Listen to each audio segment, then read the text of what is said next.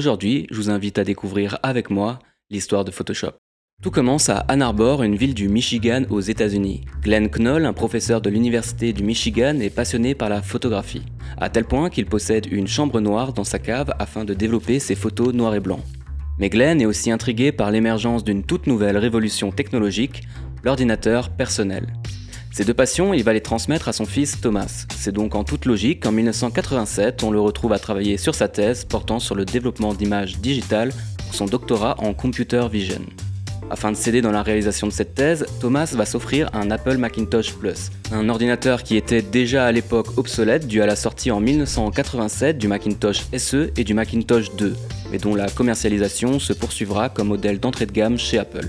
Si l'on imagine que Thomas s'est orienté vers ce modèle pour des raisons financières, celui-ci va rapidement se heurter à un problème de taille.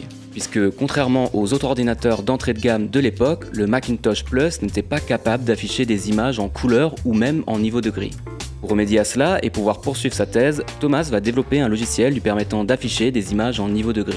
Il le nommera Display. Ce logiciel n'étant pas lié directement à sa thèse, mais simplement une alternative aux restrictions techniques de sa machine, Thomas ne pensait pas que ce dernier aurait un quelconque potentiel à l'avenir.